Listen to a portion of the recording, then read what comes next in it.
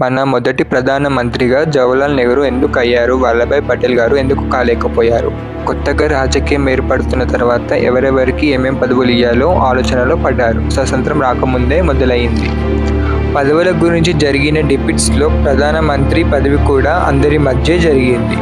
గవర్నమెంట్స్లో ఏ decision తీసుకోవాలన్నా అప్పట్లో ప్రదేశ్ కాంగ్రెస్ కమిటీవే తీసుకునేవి. అసలు ప్రదేశ్ కాంగ్రెస్ కమిటీ అంటే ఏంటి? అప్పట్లో ఒక్కొక్క స్టేట్లో ఒక్కొక్క కాంగ్రెస్ కమిటీ ఉండేవి. అలా మొత్తం 15 కాంగ్రెస్ కమిటీ ఉండేవి. ప్రతి కాంగ్రెస్ కమిటీకి ఒక్కొక్క అధ్యక్షుడు ఉంటాడు. అలా మొత్తం 15 మంది అధ్యక్షులు ఉన్నారు. అలా దీన్ని ప్రదేశ్ కాంగ్రెస్ కమిటీ అంటారు. 15 మంది ఓటు వేస్తే 12 మంది వల్లభాయ్ పటేల్ గారు ప్రధానమంత్రి కావాలని అనుకున్నారు. ఇంకా మిగతా ముగ్గురు ఓటే వేయలేదు. ఈ ఓటింగ్ రిజల్ట్స్ గురించి గాంధీకి తెలిసిన వెంటనే తను నెహ్రూ దగ్గరికి వెళ్ళి కాసేపు డిస్కషన్ చేశాడు.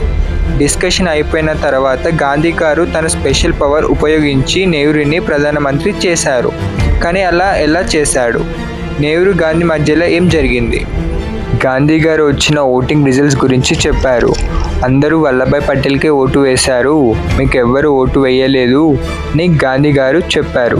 బట్ నెహ్రూ, నేను కేవలం ప్రధానమంత్రిగానే ఉంటా, ఇంకా నాకు ఏం పదవిలు వద్దని అన్నాడు. గాంధీ గారు కొంతసేపు ఆలోచించి, నెహ్రూ ఫారిన్ కంట్రీస్ గురించి బాగా తెలుసు, ఆలోచించి చేస్తాడు. ఒకవేళ పటేల్ని పీఎం చేస్తే ఖచ్చితంగా కాంగ్రెస్ని విడదీసి ఉద్యమం చేస్తాడు నెహ్రూ. కానీ అలా చేస్తే ఇండియా పొలిటికల్గా లేదని, స్టేబుల్గా లేదని బ్రిటిష్ వాళ్ళు మనకి స్వతంత్రం ఇవ్వకుండా ఆపేస్తారేమో అని, సో నెహ్రూని పీఎం చేస్తేనే కరెక్ట్ అని అనుకున్నాడు మహాత్మా గాంధీ. ఇలాగూ వల్లభాయ్ పటేల్ నేను చెప్పిన మాట వింటాడు. నెహ్రూని పీఎం చేస్తేనే ఏ గొడవ లేకుండా అంతా కరెక్ట్గా జరుగుతుందని అనుకున్నాడు. డిస్కషన్ అయిపోయిన తర్వాత బయటికి వచ్చి మహాత్మా గాంధీ, పటేల్ నీ పీఎం నామినేషన్ని విత్డ్రా చేసుకో, లేదంటే నెహ్రూ వల్ల చాలా గొడవలు జరుగుతాయి, అది నాకు ఇష్టం లేదు అని అన్నారు మహాత్మా గాంధీ. అప్పుడు వల్లభాయ్ పటేల్ గారు, బాబు నేను మీరు చెప్పినట్టే చేస్తాను, నేను నా నామినేషన్ని విత్డ్రా చేసుకుంటానని అన్నాడు.